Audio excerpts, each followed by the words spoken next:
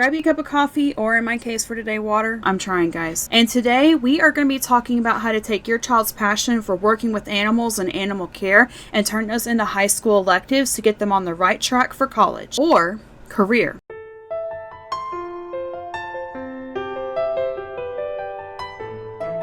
Hey everyone, thank you so much for watching today. Today we are just talking about animal sciences. So if you're not 100% sure what all that means, animal sciences is a complete group together where your child is interested in working with horses or working with marine life, or for career path, there are jobs now where you work at an animal shelter for a year and you can get a job working with small mammals, or if they want to work at a zoo, or if they want to be a veterinarian. Every bit of that, like any work with animals as a full-time job, that would be under animal sciences. So today we're going to talk about how you take animal sciences and turn those into high school credit.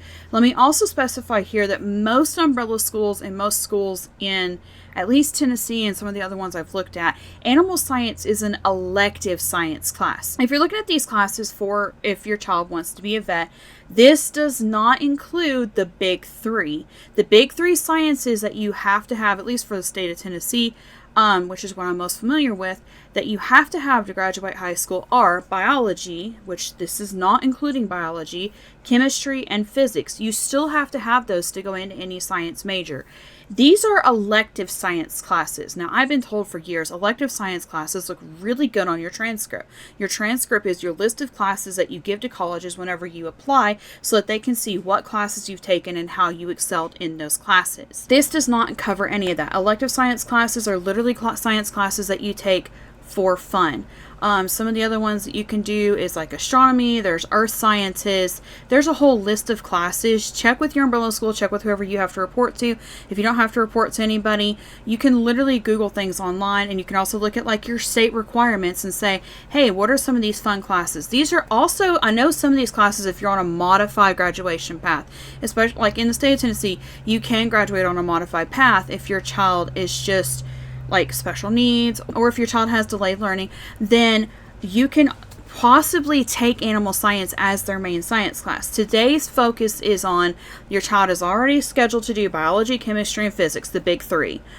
But they really don't, they're not artists, they're not musicians, but they love animals. So let's take all of that and we're going to turn those into high school electives today. And again, like I said last time, I'm going to be copying and pasting from a document that I already made, because it just makes it easier to show you guys visually on the screen.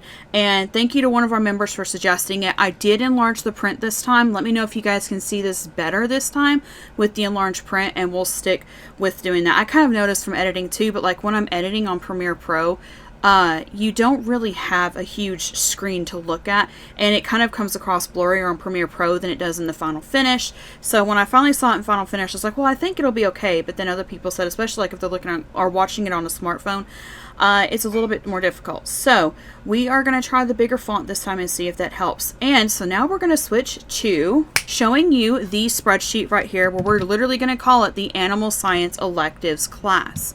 And for some reason, it's being a little extra, so we're going to leave it alone. And also, again, like I said, this is going to be a lot of copying and pasting because it makes it easier for me to show you guys in a where I've already written everything out and I'm not sitting here typing the entire time. And then you guys will be like, hey, I have no idea what you're doing because it's so small or anything like that. So I am going to real quick. I just realized if I copy and paste though, so I need to resize this first. Sorry, you guys. I am working on making this easier for you guys. Track's called Animal Science Electives. You see that right there. So now the first thing or the second thing that we cover is, as you go through this list, if you haven't seen any of the other videos, there's the class name, and then there will be what you study to complete that class. So it looks a lot bigger on OBS doing it this way. If we still need to resize everything, we can. And then we'll go from there. But that seems to be working okay. Like I said, if it's still too small, let me know. And I'm worried about if I do it way too big, then if like you just want to watch all of it again at the end before we finish, then you won't be able to see everything as one thing. But we'll try it this way. All right. So again, starting this track, this is if your child is starting their freshman year. Now, I understand that some people may be watching this and your child is not already in their freshman, or has already completed their freshman year. You don't have to complete every single one of these classes. These are all suggestions for help. We're stuck. What could we do instead?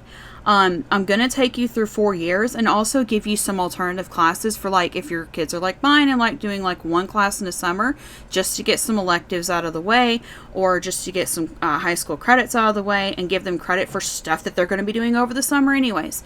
So I will also be showing that as we go. But let's get to year 1. And in year 1, you are literally going to do the class Animal Science.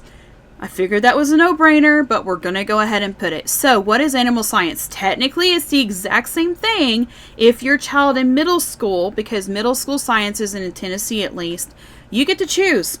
There's no set science curriculum. Like, you get to pick. K through 8, you get to pick whatever you want. So, for middle school, in Tennessee, you can do animal science as one of your middle school classes. And we did for 1 or 2 of mine. But in middle school, they call it zoology. But for this one, we call it animal science. That's just what they prefer to call it for high school. So, like I said right here, animal science listed under science, elective sciences. This is not the main 3. So, usually you're going to find it under the elective sciences, but then when you go to report it, they're going to be like, well, it's one of the sciences that you have. But you can let them know this is an elective science, and you can fill that in as you go, contact your people, whatever you need to do. What are you going to be studying for the animal science, though? For those of you, like in the state of New York, that have to have all the information written and sent in before it gets approved, it is a zoology or animal science class that meets your family's needs. What do I mean by that? I actually ended up pulling my kids from what I had planned for animal science, because we were going to use a zoology program. That day 1, they 100% were taking zoology and turned it into an evolution class. Like, there was nothing zoology about it.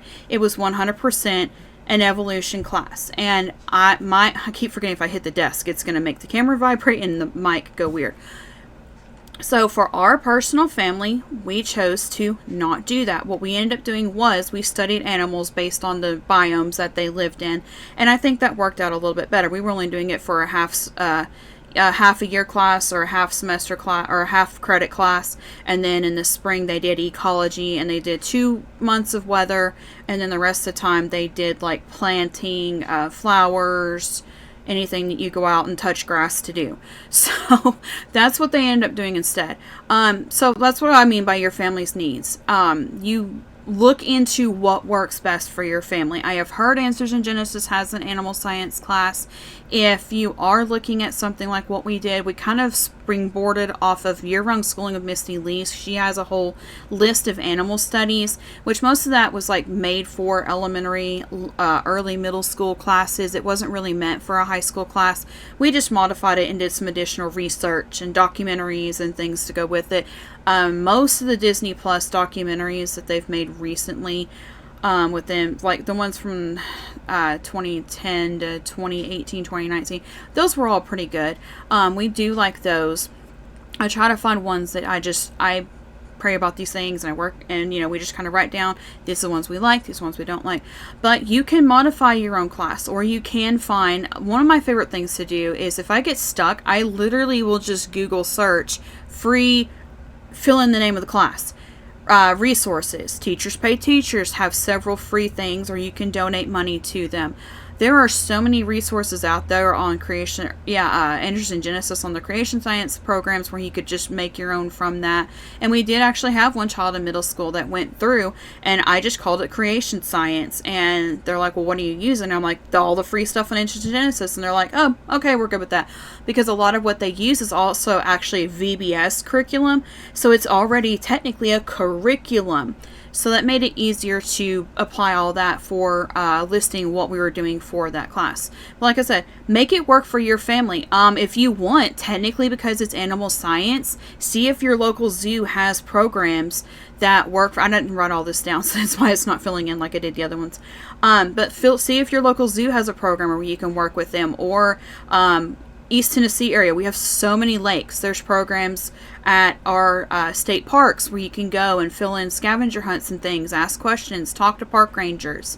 If your child is really an outdoorsy person, you can look into some of those free programs at state and national parks and zoos, and just make it up as you go. Do it as you go. I've done that before with our kids when they were in elementary, middle school, where we would just take, and when they were studying mammals, I went to the zoo, and they had to list every animal that was a mammal. They had to list where they were from, and they had to list a fun fact about that animal, and they could only write down the names of the mammals. And the next time we went back, we did birds, and then we did one day at the reptile center at our local zoo. So those are kind of some fun ideas that you can do with it. Make it a hands-on class. You don't make it just, okay, we're going to study facts, take a quiz, move on.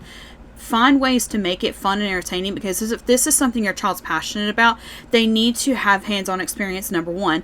And then number two, you don't want them to get burnt out on quiz, repeat, quiz, repeat, quiz, repeat, because that's not going to drive them towards, this is what I need to do. They're already getting enough of that in your normal everyday science curriculum classes anyways, under biology, chemistry, and physics, which I will also throw that out there. The Biology 101 program that we do is also a really great creation-based science, where your child is going to be sitting down and studying the days of creation and biology at the same time, and doing that side by side, or the year before the zoo, or doing zoology the year before and then doing that one, is a really great foundation. So we're going to move on to year 2. Year 2 is not necessarily set in stone. Let me show you what I mean. So year 2, literally the class name, I did the wrong command. Specialty science classes. Hear me out, that's not the actual class name. So, come to find out, recently, our homeschool umbrella school, other ones that I've seen, are now doing specialty science classes. So some of the ones that I know have recently started being offered. The Good and the Beautiful has a free marine biology program. Other classes will be like equine, sorry, I've ridden horses, I don't remember if it's called equine, I've heard it both. Horse study, small mammals, if they like specifically want to work with reptiles and amphibians. But this is where you could like narrow down the list. You can go through the year 1 of animal science and or biology at the same time, or you can do biology for year 2. I usually do biology with my students year 2, because year 1 we have PE and some other classes. But this is where you could narrow it down and be like, do you want to work specifically with one? Now, if they're going into veterinary, that's different. They have to learn like all the animals to care for them. But like if your child specifically just wants to work on a horse ranch, you don't need to know how to treat snakes, okay? This is where you can sit down with your child and say, okay, what is your biggest passion? Which animals do you want to work with? If it's all of them, you could still say, okay, do you want to specialize in one specific animal though? Do you want to extend some of the research that you learned in this video or in this class and move it on to another class? Sit down with them, have the talk with them, let them learn and grow from here. And you also could, like if your child just wants to do all of them, wants to be a veterinarian, you could double up and you could do like one semester, take a marine biology class for a half or whole credit, depending on how your umbrella school does it. And then the second semester, you could do just small mammals. Because again, I'm also kind of basing this off of just our personal research for one of my kids who's looking into animals. And I know what the requirements that are on the job application for the ARC Encounter in Kentucky.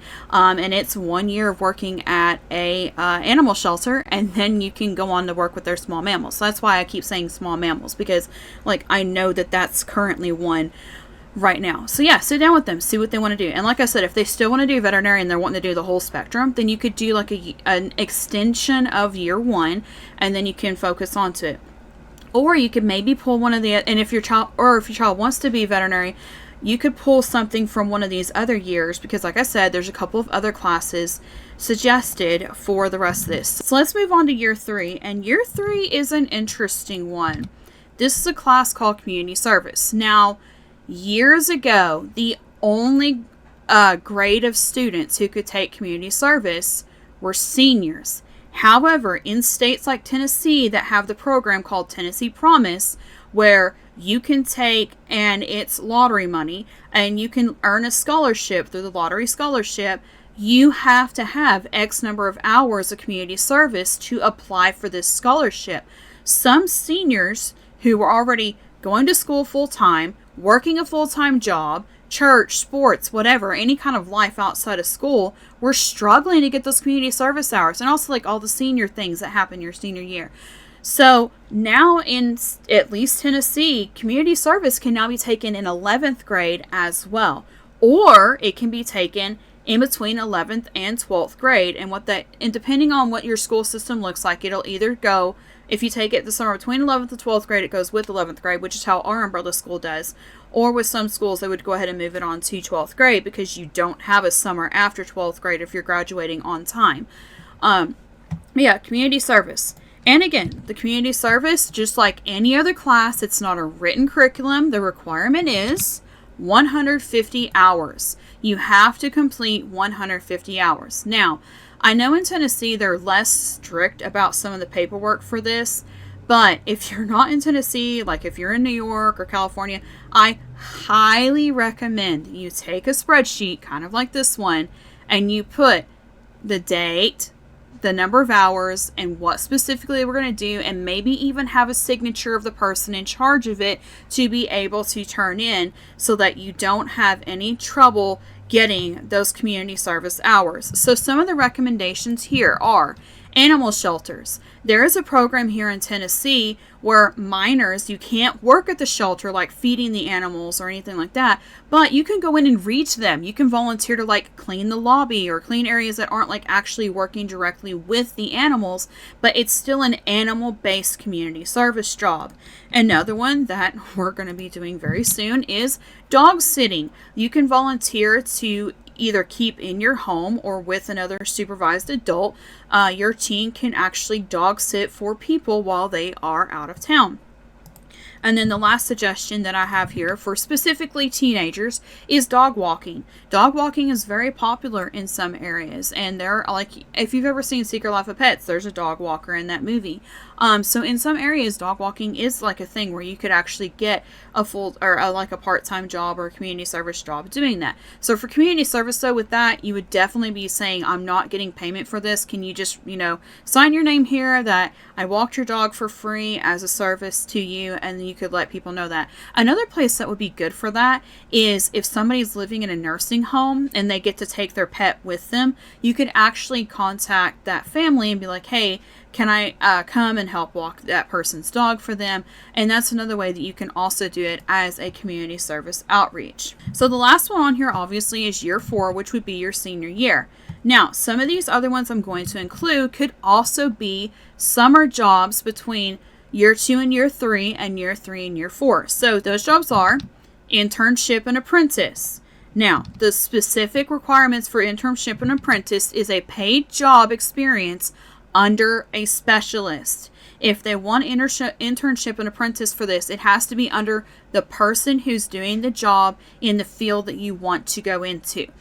So this would be where you could reach out to places that will allow children or minors to work with animals and say, I am willing to only take half the pay if I can work as an apprentice or as an intern at your place of business. Now, I know like in Tennessee, we live in a very rural area, but even in the rural areas, most farms, their insurance do not cover minors working on their property that are not related to the family that owns that farm. So I know in some places that's not going to be reasonable, but you still could look for some of those opportunities at places, because I know there's some that are there. And I think in our internship and apprentice, that may also include like if your zoo has a program where teenagers can go in and get trained to work at the zoo on Saturdays. Like our zoo has a program, I think it lasts 8 weeks. You do 2 to 4 hours on a Saturday, and then you have to do like 1 or 2 days after school if you do it during the school year, included with your Saturdays. But that could possibly fall under internship and apprentice as well. The next one is work experience. So again, this one is going to be a part-time job at a place working with pets or animals. Again, this would be based on what your state requirement is. Now, again, like if you have a senior who's 18, this would work way better to do it their senior year, because that gives them the opportunity to do some of this animal science stuff that they want to do hands-on, but, you know, do it when they're old enough to be able to fulfill some of the things that they want to do. It does make it a lot harder how in the state of Tennessee, like, there's so many more restrictions on this, because I think if there weren't as much, especially as much rural area that we're covered in, which I do know there's like one farm that some horse farms, like if you sign a waiver and all that, they will allow you to come in and help and, you know, clean and do things like that. So it really is just going to be based on your area. And the last class option here is entrepreneurship. Didn't want to? It's cough drop time. Sometimes your throat just goes really, really dry when you're recording. So I'm going to try not to be super obnoxious with cough drop in, but it wasn't letting me do it without it. Entrepreneurship, the reason why I suggest it is if your child just cannot find anything that will allow them as a minor to be able to work with animals in their area, entrepreneurship is a great class to teach them about how to do the business aspect of owning your own business. Because if they're looking in the veterinary, probably eventually at some point, they're going to be working on their own and owning their own veterinary clinic. I will say with entrepreneurship, unlike the others, it's not a hands-on class. It is very much a bookwork class. But the reason, like I said, I add that in there is if they are going to end up owning their own veterinary clinic, they need to know how to run the books. They need to understand that it's not just, okay, I get to go into work and I get to, snuggle with cute little pets all day long. Yes, that's a Pokemon. There is a lot of work that goes into owning your own business. You have to deal with that paperwork. You have to learn how to work for yourself, how to manage the books, and do all of those things that business owners have to manage on an everyday basis. All three of these classes, again, fall under the why are you being that way? Hi, 150 hours credit. So entrepreneurship is not as much hands-on. It's more bookwork. But these two right here, they fall under that 150 hours. And like I said, if your state is one of those, make sure you're keeping up with the paperwork for that so that your child can turn all of that in whenever they are finished. And that is it for Animal Science Electives track. Like I said, these are just suggestion classes. This is not anything set in stone. These are if you're just completely stuck on what to do with your animal-loving child who is approaching high school or already in high school to help finish off some of those elective classes. That is it for today's video. Thank you to all of our members for supporting this content and allowing us to continue making videos. And thank you to every single one of you for liking, watching, positive comments, and subscribing. And we will see you next time.